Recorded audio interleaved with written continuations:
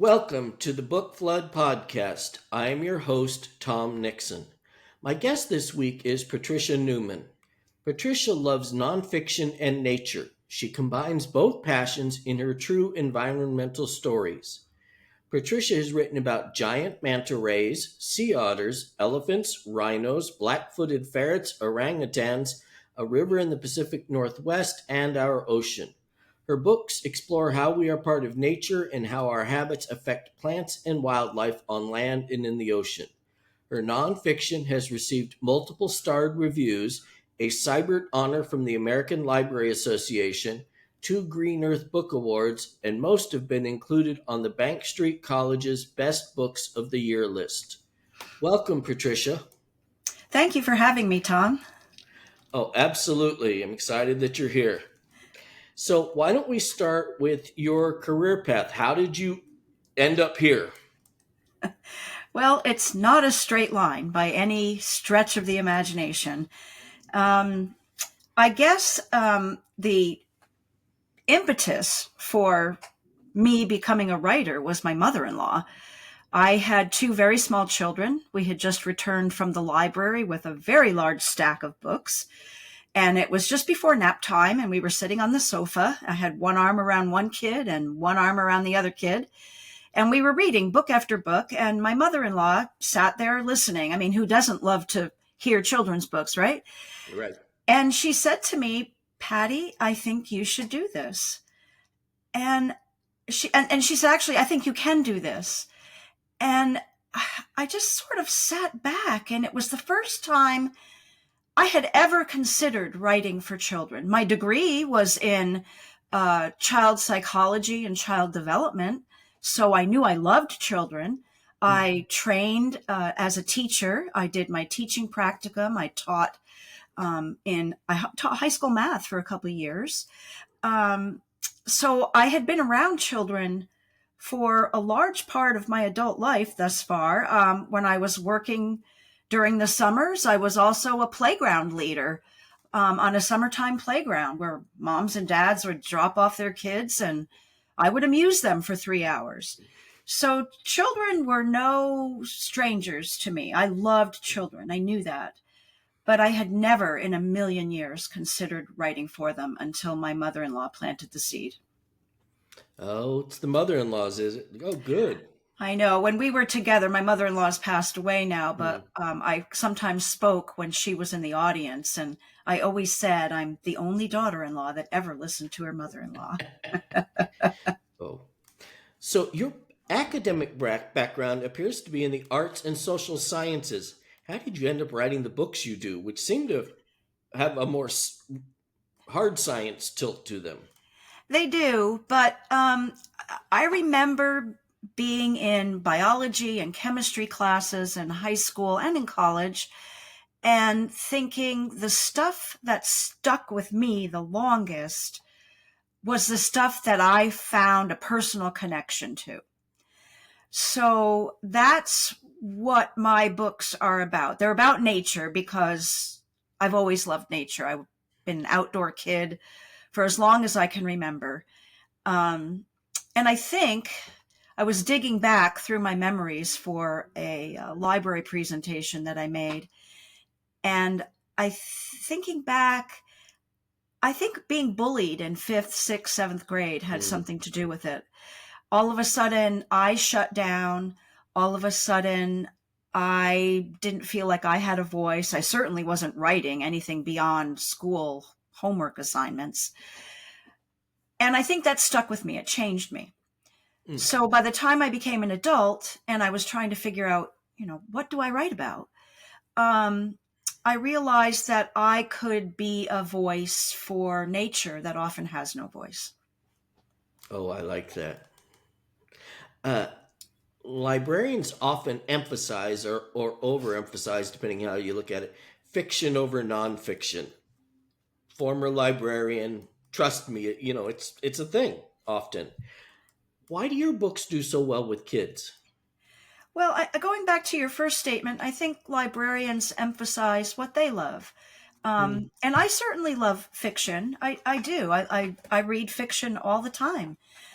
But again, going back to that idea that the connections in the real world made the most impact on me, I'm writing the kinds of books that I would have wanted to read as a child. And if we look at the research, the academic research, it shows that kids, particularly young kids, they really love nonfiction.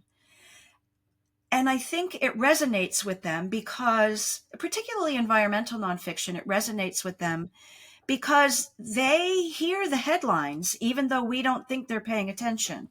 They see the news, they see what's going on. They are being asked to step up in ways that maybe you and I were never asked to step up as kids, right? And I think a number of them are experiencing some form of climate anxiety or anxiousness about the state of the world. It doesn't necessarily have to be the environment. It could be, pick the one of any of the 5 top topics in the news. So I think kids are hungry for hope.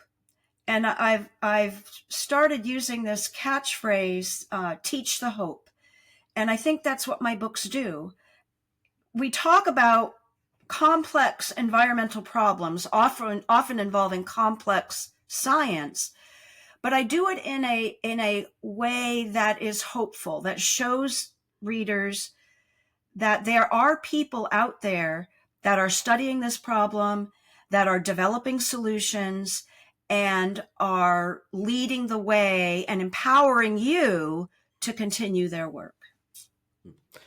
I grew up in the 60s and 70s, and we were certainly concerned about the environment then, but it was a different kind of thing than what kids are experiencing now, for sure. Right. We just were in a different place, and they're certainly in a different place. Right. I remember hearing a lot about acid rain when I was a kid, and I had no idea what acid rain was. And I think now kids are hearing things, and adults too are hearing things like ocean acidification. Well, what is that? And, it's an invisible process in the ocean that's changing the pH of the ocean. But how do we make that invisible process visible? So that's one of the challenges that I set for myself in my books, in my school visits, when I talk to kids, in my library programs, when I speak to groups of educators. I had a group of educators at a Texas library conference, and I did my ocean acidification demo, which is a fabulous demo. It's very easy to do. Anybody can do it. And it shows exactly what's happening with the pH of our ocean. And I had educators, you know how those conferences are, Tom. We all sit back in our chairs and we listen very politely. I had educators leaping up out of their chairs to come closer and get a close look at what was happening. It was very exciting. Hard to imagine a Texas library conference and they're jumping out of their chairs, because I've been to a lot of those library conferences. They were jumping out of I have witnesses. Well, I believe you. So you have coming up a new book, Shark Unhooked: The Adventures of Christina Zenato, Underwater Ranger. I love it already just because of the title. Sharks. I'm in. So what can you tell us about it? Well, I can tell you that I found the idea for this book while procrastinating on writing another book. I often procrastinate. It's one of my secrets that I tell kids. And this particular time, I happened to be watching videos. I scrolled by this video of a Women's Hall of Fame diver, Christina Zenato, in the Bahamas, diving with sharks. And she wasn't just diving with them. She wasn't just sitting there swimming with them. They were sitting in her lap. They were calm. They were cool. They were collected. They were peaceful. And other sharks were swimming all around her. And then another shark comes up to her, rests quietly against her, and she removes a hook from its fin, a fishing hook. Wow. And these fishing hooks are huge problems for sharks. They stay in the sharks for a very long period of time and often cause illness. And in this video I watched, she had quieted a shark, calmed it down, opened the shark's mouth, reached into the shark's mouth up to her elbow with teeth, and removed a hook that the shark had swallowed. I looked at that video over and over and over again, and I said, oh, hooray, I've got my next book. So what does your publisher do when you say, you remember that book I was writing for you? Well, I'm not writing that book anymore. I'm writing this instead. Oh, no, I have to keep writing that book. If I'm under contract, I have to keep going. But I do, even though I'm working on books now, and that are coming out, like Sharks Unhooked is coming out on April 1st. So that's pretty much done. But I'm working on a book that's coming out in 2026.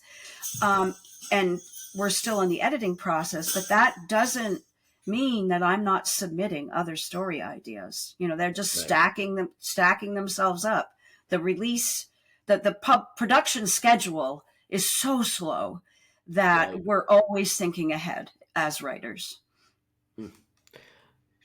Do you have a favorite book you've authored? And when I think of a favorite book, I think someone says, okay, Patricia, I want to read some of your books. Which book should I read first? Which book should I don't have a favorite one. Kids ask me that question a lot. And I usually say it's the one I'm working on now, because that's the one taking up all my headspace. Right. But one book that I refer to a lot is Sea Otter Heroes. That's the one that received a Sibert Honor, because there is just an amazing picture of a sea otter on the cover of that book, which just draws you right in. Another one that has a cover like that is Giant Rays of Hope. It's got a giant manta ray on the cover that is so impressive and so just awesome that it just kind of begs for you to open the book.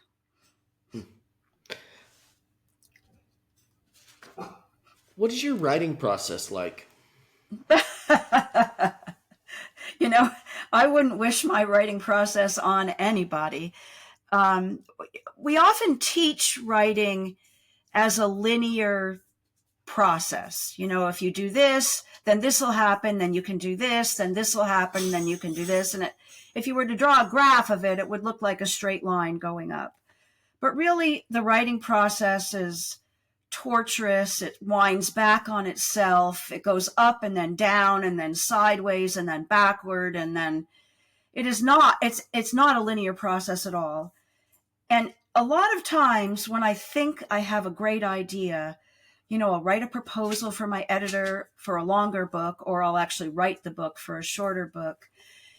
And I realize after showing it to my critique group, or sometimes it'll get as far as my editor, it's just not a very well thought out story. I have to change it. So I think that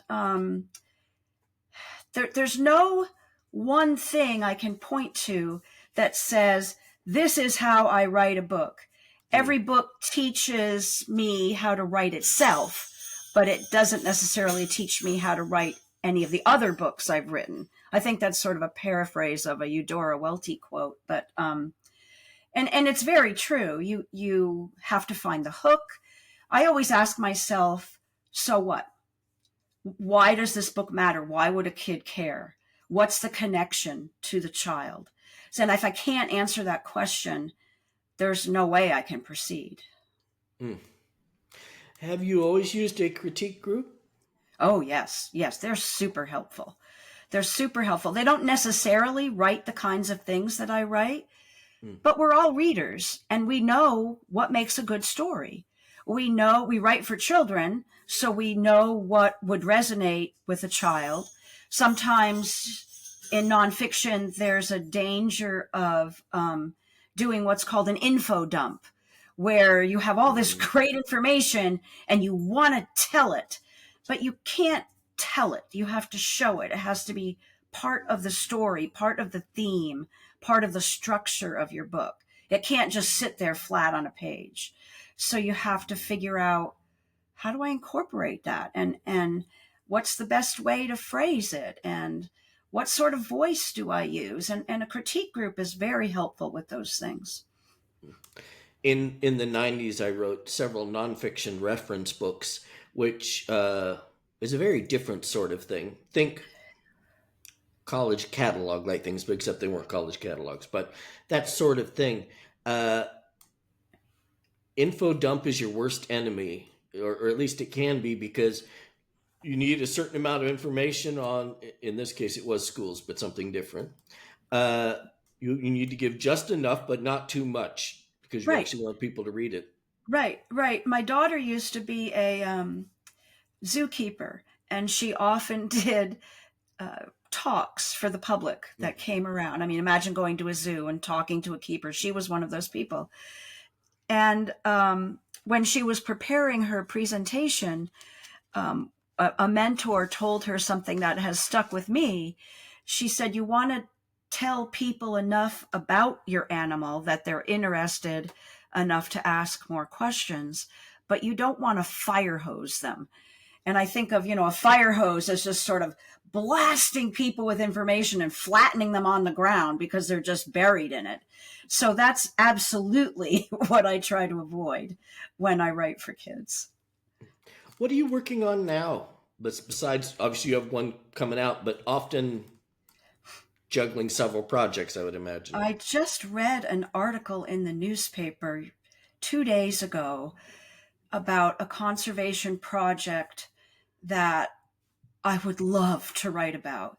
So before I hopped on this podcast interview with you, I wrote my very first email to this project asking if I could interview them and perhaps talk to them about their project and write it for children. And as a by way of suggesting that I was a good person to do this, I pointed them to two of my books that were very similar in scope and in subject matter to what they were already doing. I have an idea about hermit crabs that I'm trying to sell. I have an idea about the ocean, again, that I'm trying to sell. I seem to gravitate towards water a lot. I have an idea about trees that I'm trying to sell. And you notice I'm not being very specific about any of these things by design, but I have 4 or 5 things out there that are circulating that I'm hoping any one of them will hit at any moment. Do you do very many presentations at schools, libraries, other types of things, conferences? I do. Well, you and I met at the California School and Library Association conference, where I was on an author panel for nonfiction authors. But also, I was just in Santa Barbara visiting with students. I have some school visits in LA that I'm going to be doing in April. I have an entire week-long tour planned of Maryland and Pennsylvania schools in the end of April, early May. So I visit schools as much as I can, but I still need time to write, correct? Right. And I also love to speak at educator conferences. I was at NCTE this past November. Oh, nice. And I'm hoping to go to at least one educator conference in 2025. So when you do conferences like the one you're doing on the East Coast, where you're going to more than one place, are you setting those up, or is that your publisher, or is that? It's not my publisher. I actually have a school visit booking agent that I work with. And she has contacts with schools all around the country. She tries to match what they want with the different authors that she represents. I'm doing, I think I'm visiting 4 or 5 schools, and I'm doing a couple of family literacy nights, which is right up my alley, because a lot of my school visits, a lot of my presentations include interactive components where audience members come up and volunteer, and we do a science demonstration, or we we do like a little skit, or we do an experiment, or there's something. There's always something happening. Is there a book or a series of books from your childhood that still resonates with you? When I was a kid, I devoured the Nancy Drew mysteries. I loved mysteries. Um, One of the books that sticks with me, though, not that they didn't stick with me, I still have them as a matter of fact, Hmm. but one of the books that I go back to is Harriet the Spy, not because I spy on people, but because Harriet always had a notebook. And every time I start a new book, I start a new notebook. So I always think of Harriet the Spy because of that. Hmm. What are you reading now? Oh gosh. In my car, I'm listening to The Hunter by Tana French. Hmm. Again, another mystery. On my nightstand, I have a copy of Robin Wall Kimmerer's The Serviceberry, which I'm very much looking forward to reading because she's the author of Braiding Sweetgrass, which I loved. Hmm. If you haven't read Braiding Sweetgrass, it's I haven't. wonderful. Um, I am also reading I just finished James by Percival Everett, which I Oh. really enjoyed. It's sort of a spin-off of Huckleberry Finn, but featuring Jim, the enslaved man that accompanies Huck on his Hmm. adventures. Um, and then I I'm reading. I've took some books out of the library for yet another book idea. So I've got little stacks of. It depends on what room I'm in, what I'm reading.